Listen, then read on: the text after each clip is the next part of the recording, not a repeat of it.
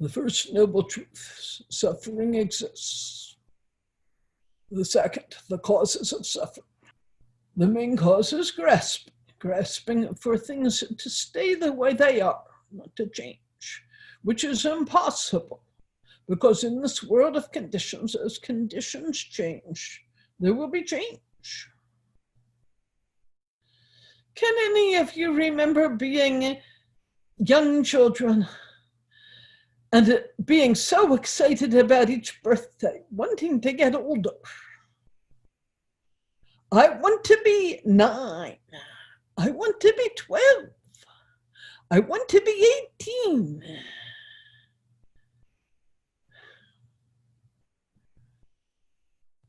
Anybody here who can't wait to be 92? Anybody here who can't wait to be 80 or 70? Maybe it will be a delightful celebration for your birthday, maybe not. But being that age, wanting the body to age, to get older, none of you really want that. But you can't stop it. The body will age. You can control a bit the speed at which it ages. By meditation and taking care of yourself, your diet and exercise, living with love, this will help the body age slow. But nevertheless, if the body is going to pick up a virus, it will pick it up. If it's going to fall off a cliff and break its neck, it will do that. You have the choice about living with love and joy or living with fear. The second noble truth, the causes of dukkha, grasping and craving.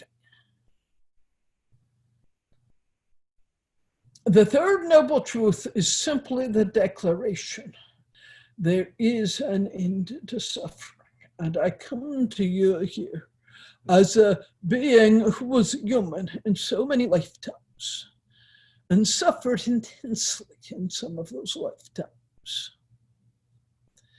And then I woke up. There was still sadness at times. There was still body pain at times, but there was no longer suffering. Instead, there was ease and joy. And you can do the same. There is an end to suffering. As the song calls it, the eightfold path of peace. These are ancient truths. The Buddha did not create these truths. The Buddha realized these truths in meditation and made them accessible.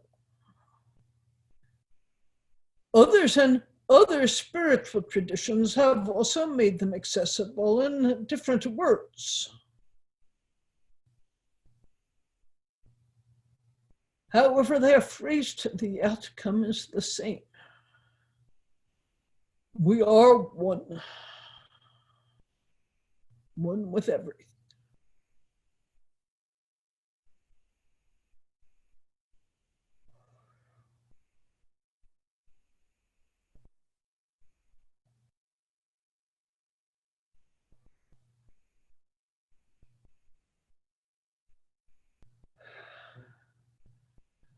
What is the experience of being one with everything, of not being separate? It comes in tiny bits of insight. There may be some profound understanding at some point. But usually when you come out of the meditation, it becomes that meditation when I saw that.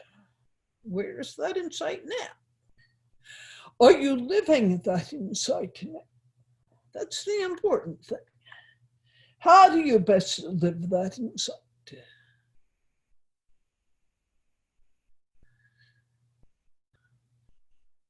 What is this experience of suffering right now? What is the root of it? What are the roots, plural, of it? In what ways am I participating in those roots? Through old delusion, through old fear, Do I choose to remain caught in that suffering and blame others, blame circumstances, or am I ready to be a mature adult and take responsibility for my experience? Am I ready to let go? To let go of the way I think things should be in the present moment with love, and then consecrate my energy to helping things be for the highest good of all, which may or may not be harmonious to the way I think it should. If I think it should never rain, what about the farmers who need rain for their crops? If they think it should rain every day, what about me who wants to go for a picnic? This is so much a part of your human experience, this kind of dilemma. There's a way out of suffering for good. There's a way out of suffering for good. Out of suffering for good, realize your Buddhahood, or phrased in any way you like. Realize that you are awake. You have always been awake. You've been dreaming that you were asleep, but you never were really asleep. It was all a dream. Now it's time to move on out of the dream and be present in this life as it is, awake. They are not creating my suffering.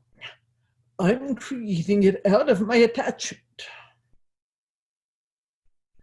If I can't be honest with myself about my attachment, I can never step out of that attachment. And then I will continue to suffer, no matter what anybody or anything else does.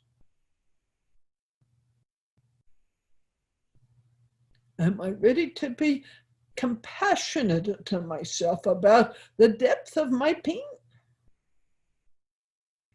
Because I cannot truly be compassionate about others' pain if I cannot be compassionate with myself.